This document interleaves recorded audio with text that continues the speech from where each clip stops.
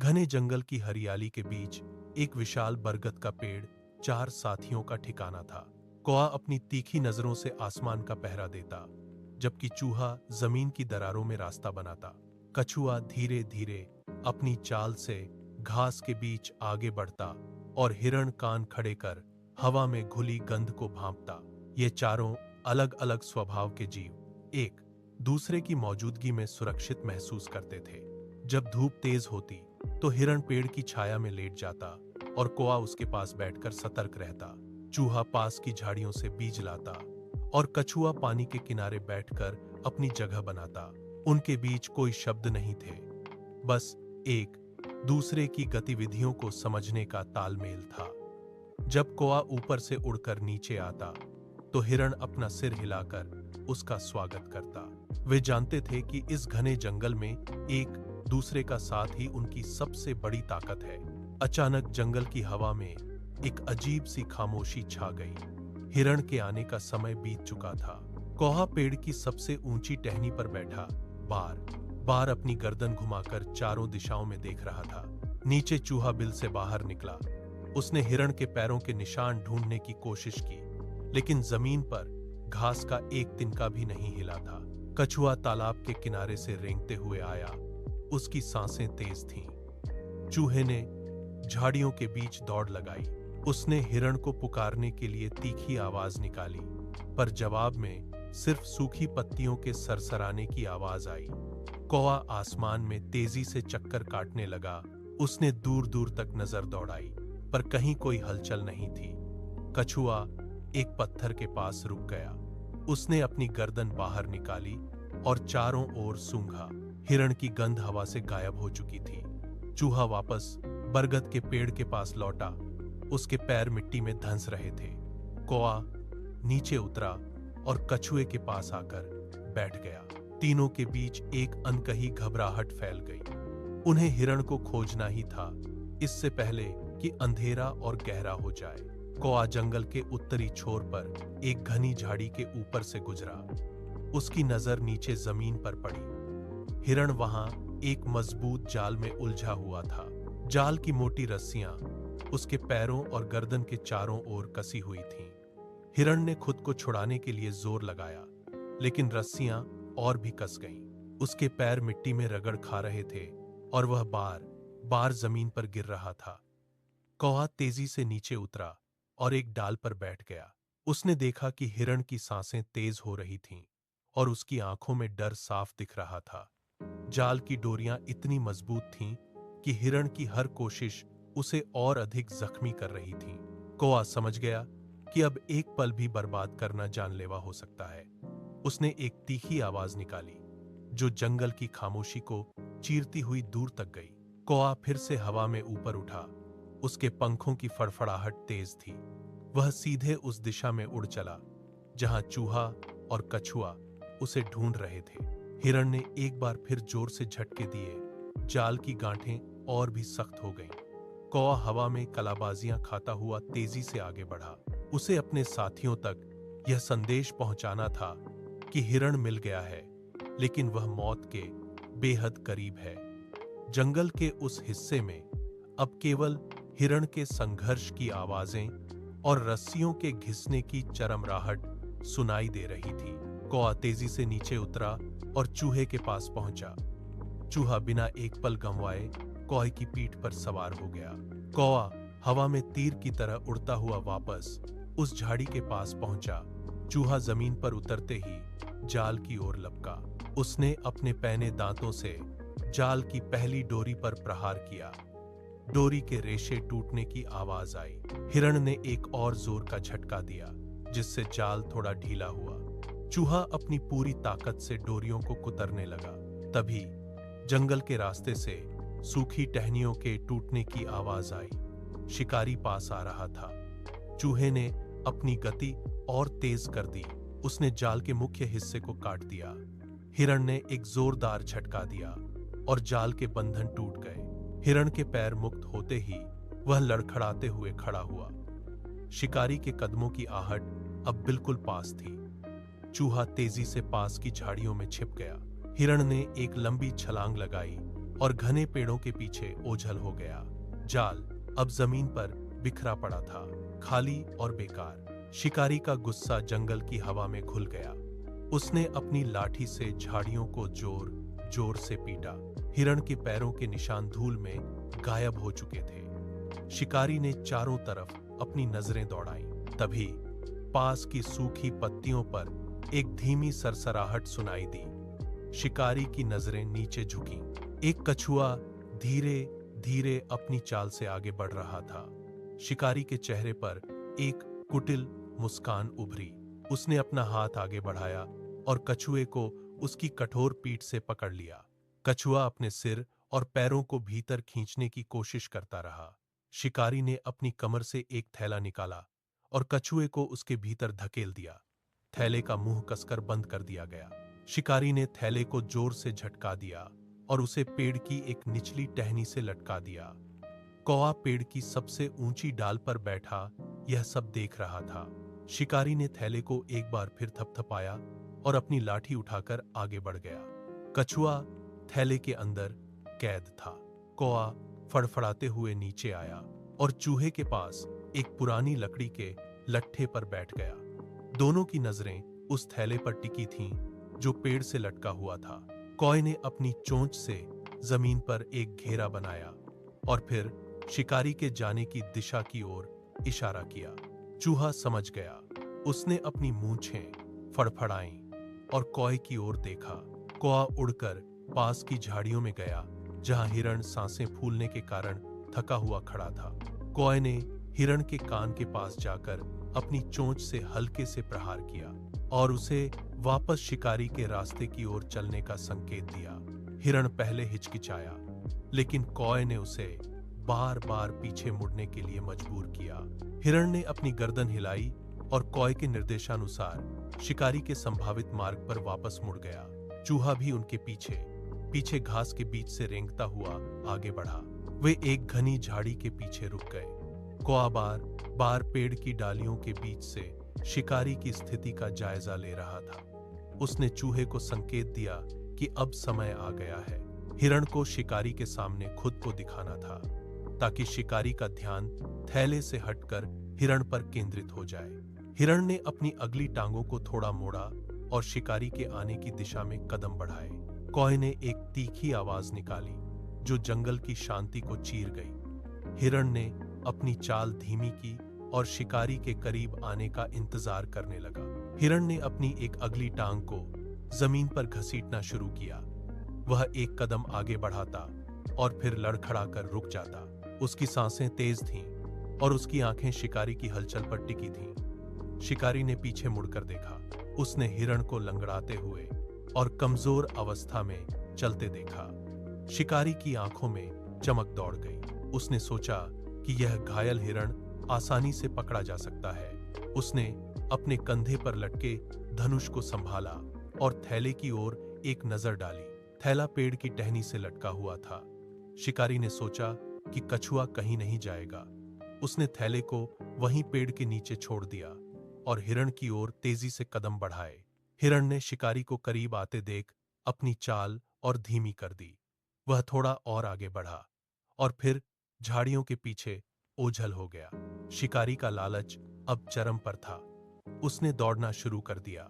उसकी भारी जूतों की आवाज सूखी पत्तियों पर गूंजने लगी। कौवा ऊपर से यह सब देख रहा था। उसने एक बार फिर अपनी पंख फड़फड़ाई और चूहे को संकेत दिया। शिकारी अब कछुए से काफी दूर निकल चुका था। शिकारी के कदमों की आवाज पूरी तरह शांत हो गई। चूहा बिजली की गति से घास के बीच से बाहर निकला। वह सीधे उस थैले की ओर दौड़ा जो पेड़ की जड़ के पास पड़ा था। थैले का मुंह कसकर बंधा हुआ था। चूहे ने अपने पैने दांतों का इस्तेमाल किया। उसने एक एक करके मोटी रस्सियों को काटना शुरू किया। धागे टूटने की आवाजें सूखी टहनियों के चटकने जैसी सुनाई दी। थैले के भीतर से कछुए की हलचल महसूस हुई। चूहे ने एक आखिरी जोर लगाया और रस्सी का मुख्य सिरा टूट गया। थैले का मुंह खुलते ही कछुआ धीरे से बाहर निकला। उसने अपना सिर बाहर निकाला और चारों ओर देखा। चूहा और कछुआ एक पल के लिए रुके। तभी दूर से शिकारी के चिल्लाने की आवाज आई। शिकारी ने पेड़ के पास पहुंचकर देखा कि थैला खुला पड़ा है। वह तेजी से थैले की ओर लपका, लेकिन थैला खाली था। शिकारी ने उसे उठाया और जोर से जमीन पर पटक दिया। शिकारी के हाथ में सिर्फ धूल और खाली थैला रह गया। वह हताशा में अपने सिर पर हाथ रखकर बैठ गया। हिरण झाड़ियों के पीछे से धीरे से बाहर निकला। उसकी सांसें सामान्य हो रही थीं। कौआ पेड़ की सबसे निचली टहनी पर आकर बैठ गया। चूहा और कछुआ भी सुरक्षित रूप से झाड़ियों के घने घेरे में पहुंच गए। चारों दोस्त एक दूसरे के करीब आए। हिरण ने गर्दन झुकाकर कछुए को देखा। कछुआ अपनी चाल से रेंगते हुए एक सुरक्षित पत्थर के पीछे जा बैठा। चूहे ने अपने कान खड़े किए और शिकारी की आहट सुनने की कोशिश की। दूर से शिकारी के गुस्से में चिल्लाने की आवाजें आ रही थीं। वह लाठी से झाड़ियों को पीट रहा था। टहनियों के टूटने की आवाजें साफ सुनाई दे रही थीं। शिकारी ने फिर से उस पेड़ के चारों ओर चक्कर लगाया जहां उसने थैला छोड़ा था। वह हताशा में जमीन पर थूकता है और अपनी खाली झोली को कंधे पर पटक लेता है। शिकारी के कदमों की आवाज धीरे धीरे कम होने लगी। चारों दोस्तों ने एक साथ राहत की सांस ली। हिरण ने अपने खुरों से मिट्टी को कुरेदा। कौए ने अपनी चोंच को पंखों में रगड़ा। कछुए ने अपना सिर खोल के अंदर से बाहर निकाला और धीरे से आगे बढ़ा। चारों दोस्त एक साथ घने जंगल की गहराइयों में ओझल हो गए।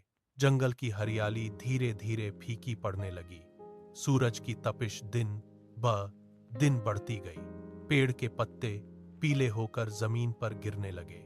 मिट्टी में गहरी दरारें पड़ गईं। छोटे छोटे जल स्रोत जो पहले लबालब भरे रहते थे अब कीचड़ में बदल गए। हिरण ने घास के मैदानों में सिर झुकाया, लेकिन वहां सूखी घास के सिवा कुछ नहीं मिला। उसने अपनी जीभ से जमीन को चाटा। वहां नमी का नामो निशान नहीं था। कौआ आसमान में चक्कर लगाता रहा, लेकिन उसे कहीं भी पानी की चमक दिखाई नहीं दी। चूहा बिल के अंदर गहराई में चला गया, लेकिन वहां की हवा भी गर्म और दम घोंटने वाली थी। कछुआ एक सूखे तालाब के किनारे पड़ा रहा। उसकी चाल और भी धीमी हो गई। जंगल के अन्य जानवर भी पानी की तलाश में इधर उधर भटकने लगे। उनकी सांसें भारी हो गई थीं। हर तरफ धूल उड़ रही थी। पक्षियों ने चहचहाना बंद कर दिया था। जंगल का सन्नाटा अब डर पैदा करने लगा था। प्यास के कारण जानवरों के गले सूख रहे थे। हिरण ने अपने खुरों से जमीन खोदी, लेकिन केवल सूखी धूल बाहर आई। कौआ एक ऊंची टहनी पर बैठकर नीचे की ओर देखता रहा। चारों दोस्तों के लिए यह सबसे कठिन समय था। पानी की एक बूंद के लिए पूरा जंगल संघर्ष कर रहा था। कौआ अपनी पूरी ताकत लगाकर हवा को चीरते हुए आगे बढ़ रहा था। उसके पंखों की फड़फड़ाहट धीमी पड़ गई थी। गले में कांटे जैसी चुभन महसूस हो रही थी। तभी एक पुराने पेड़ की छाया में उसे एक मिट्टी का घड़ा दिखाई दिया। कौआ तेजी से नीचे उतरा और घड़े के किनारे पर बैठ गया। उसने अपनी गर्दन लंबी की और घड़े के अंदर झांका। घड़े की तली में पानी की एक पतली परत चमक रही थी, लेकिन वह बहुत नीचे थी। कौए ने अपनी चोंच अंदर डालने की कोशिश की, लेकिन चोंच पानी की सतह तक नहीं पहुंच सकी। उसने घड़े के किनारे पर अपने पंजों से जोर लगाया और उसे हिलाने की कोशिश की। घड़ा भारी था और अपनी जगह से जरा भी नहीं हिला।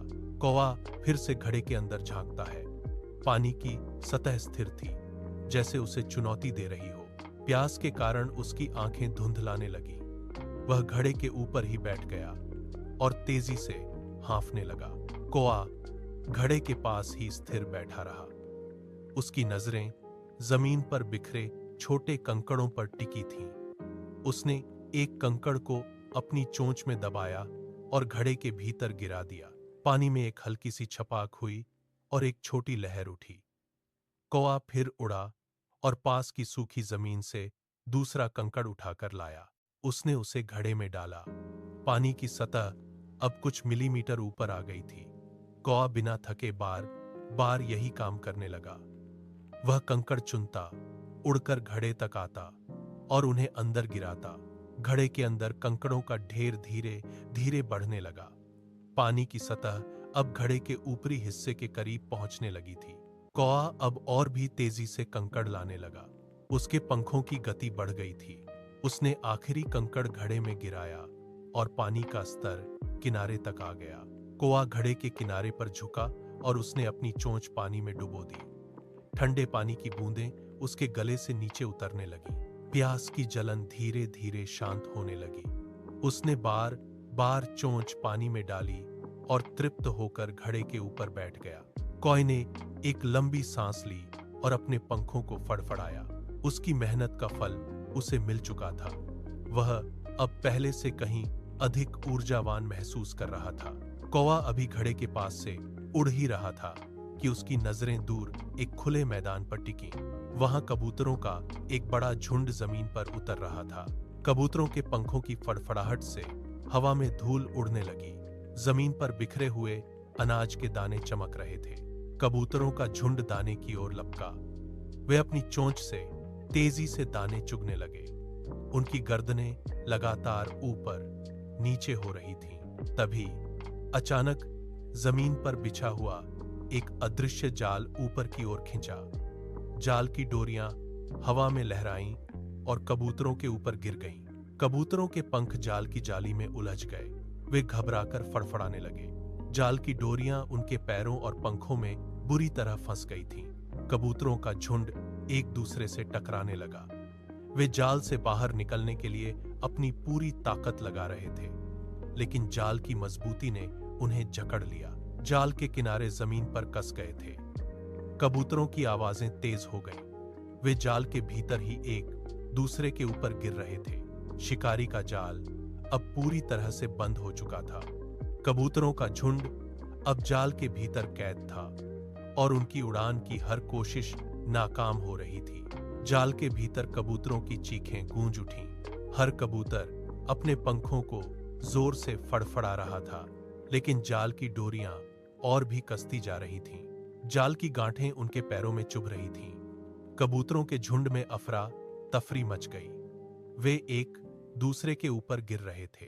तभी झुंड के बीच से एक गंभीर आवाज उभरी। कबूतरों का राजा जाल के एक कोने में स्थिर खड़ा था। उसने अपनी गर्दन सीधी की और बाकी कबूतरों की ओर देखा। राजा ने जोर से गुटर गूं की आवाज निकाली, जो शोर को चीरती हुई सुनाई दी। राजा ने कहा, घबराओ मत, अपनी पूरी ताकत एक साथ लगाओ। जब मैं इशारा करूं तो सब एक साथ अपने पंख फैलाना और ऊपर की ओर जोर लगाना। कबूतरों ने राजा की बात सुनी और फड़फड़ाना बंद कर दिया। वे एक दूसरे के बगल में सिमट कर बैठ गए। जाल के अंदर अब सन्नाटा था। राजा ने दोबारा अपनी चोंच को ऊपर की ओर उठाया।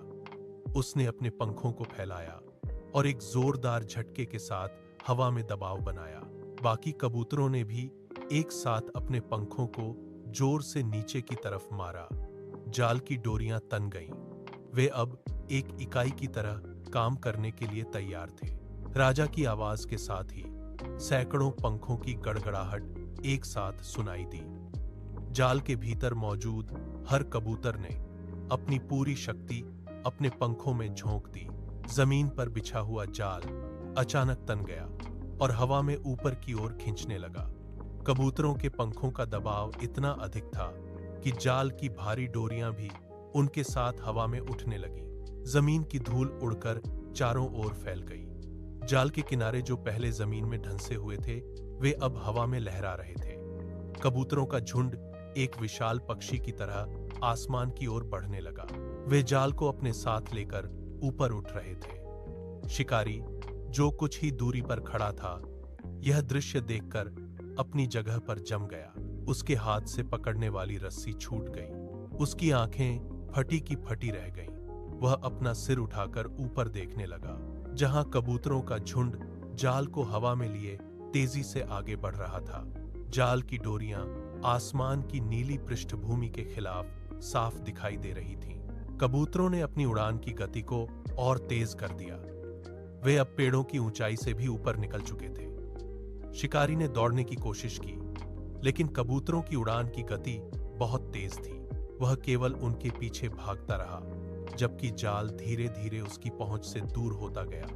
कबूतरों का झुंड अब एक काले बिंदु की तरह आकाश में आगे बढ़ रहा था और शिकारी नीचे खाली हाथ खड़ा रह गया। आसमान में उड़ते हुए कबूतरों का झुंड अब तेजी से नीचे की ओर उतरने लगा। वे सीधे उस स्थान पर पहुंचे जहां चूहा अपने बिल के पास बैठा था। भारी जाल के साथ उतरते ही कबूतर जमीन पर गिर पड़े। उनके पंख बुरी तरह थक चुके थे और वे हाफ रहे थे। जाल की डोरियां अभी भी उनके पैरों में उलझी हुई थीं। चूहा बिना एक पल गंवाए दौड़कर जाल के पास पहुंचा। उसने अपने पैने दांतों से जाल की पहली गांठ को पकड़ा और उसे जोर से कुतरना शुरू किया। जाल की मोटी डोरियां चूहे के दांतों के नीचे चरमराने लगीं। एक एक करके जाल के धागे टूटकर अलग होने लगे। चूहा बहुत तेजी से जाल के चारों ओर घूम रहा था। उसके छोटे दांत जाल की उलझी हुई गांठों को काटते जा रहे थे। कबूतर एक एक करके जाल से बाहर निकलने लगे। जैसे ही आखिरी डोरी कटी, पूरा जाल ढीला होकर जमीन पर बिखर गया। कबूतरों ने अपने पंखों को फड़फड़ाया और राहत की सांस ली। कबूतरों के राजा ने चूहे के पास आकर अपना सिर झुकाया। चूहे ने अपनी पूंछ हिलाकर संकेत दिया कि यह सब उसकी जिम्मेदारी थी। कबूतरों के झुंड के सुरक्षित चले जाने के बाद जंगल के अन्य जानवर धीरे धीरे झाड़ियों से बाहर निकले। खरगोश, गिलहरी और हिरण के अन्य साथी अब उस स्थान के पास जमा हो गए थे जहां चूहा, कौआ, कछुआ और हिरण खड़े थे। उन्होंने अपनी आंखों से देखा था कि कैसे एक छोटे से चूहे और उसकी टीम ने जाल को काटकर कबूतरों को मौत के मुंह से बाहर निकाला। जानवरों की भीड़ में अब डर की जगह एक नया विश्वास था। एक बड़ी लोमड़ी ने आगे बढ़कर कछुए के पास अपना सिर झुकाया। बंदरों ने पेड़ों की डालियों से नीचे उतरकर चारों दोस्तों के चारों ओर घेरा बना लिया। कोई भी जानवर अब इधर उधर भाग नहीं रहा था। वे सब एक दूसरे के करीब खड़े होकर उस एकता को महसूस कर रहे थे जो आज उनके सामने साबित हुई थी। हिरण ने अपनी गर्दन हिलाई और बाकी जानवरों की ओर देखा। अब जंगल के जानवर शिकारी के कदमों की आहट से नहीं डर रहे थे। चूहा अपनी जगह पर गर्व से खड़ा था, जबकि कौआ ऊंची टहनी से नीचे देख रहा था। जंगल की हवा में अब एक अजीब सी शांति थी। वे सब अब एक साथ मिलकर रहने के लिए तैयार थे, क्योंकि उन्हें पता था कि संकट में साथ खड़े होने की शक्ति ही सबसे बड़ी ढाल है। समय बीतने के साथ जंगल का दृश्य बदलने लगा। आकाश में घने बादल छाए और झमाझम बारिश शुरू हो गई। सूखी हुई जमीन पर घास की नई कोपलें फूटने लगीं। पेड़ पौधे फिर से हरे भरे हो गए और तालाबों में पानी भर गया। कौआ, चूहा, कछुआ और हिरण अब जंगल के बीचों बीच एक साथ घूमते दिखाई देते हैं। वे एक ही तालाब के किनारे बैठते हैं और एक साथ भोजन की तलाश करते हैं। हिरण घास चरता है, जबकि कौआ ऊंची टहनी से चारों ओर नजर रखता है। कछुआ धीरे धीरे उनके पीछे चलता है और चूहा बिल से बाहर निकलकर उनके साथ दौड़ लगाता है। जंगल के अन्य जानवर अब उन्हें देखकर अपना रास्ता नहीं बदलते, बल्कि उनके साथ तालमेल बिठाकर चलते हैं। हरियाली के बीच अब कोई शिकारी का जाल नहीं बिछा है। पक्षियों की चहचहाहट और जानवरों की चहल पहल से पूरा जंगल गूंज उठा है। चारों दोस्तों की अटूट मित्रता अब इस जंगल की पहचान बन चुकी है। वे हर दिन एक साथ सुबह की पहली किरण का स्वागत करते हैं। उनके बीच का तालमेल इतना सटीक है कि वे बिना बोले एक दूसरे की बात समझ जाते हैं। सूरज की रोशनी जंगल के घने पेड़ों को पार करती हुई जमीन पर पड़ती है। कौआ, चूहा, कछुआ और हिरण एक साथ एक ऊंचे टीले पर खड़े हैं। उन्होंने जो कुछ भी सहा वह अब उनके लिए एक सबक बन चुका है। हिरण ने अपनी गर्दन उठाई और दूर क्षितिज को देखा। चूहा उसके पैरों के पास स्थिर बैठा है। कछुआ अपनी धीमी गति से आगे बढ़ रहा है और कौआ उनके ऊपर मंडरा रहा है। वे जानते हैं कि जीवन में आने वाली हर चुनौती का सामना केवल बल से नहीं, बल्कि सही समय पर लिए गए निर्णय से होता है। संकट के क्षणों में धैर्य रखना और एक दूसरे के साथ मिलकर काम करना ही सबसे बड़ा हथियार है। उनकी यह एकता ही वह आधार है। वे चारों एक साथ आगे की ओर बढ़ते हैं। उनके कदम एक लय में है। अब उनके लिए कोई भी बाधा बड़ी नहीं है।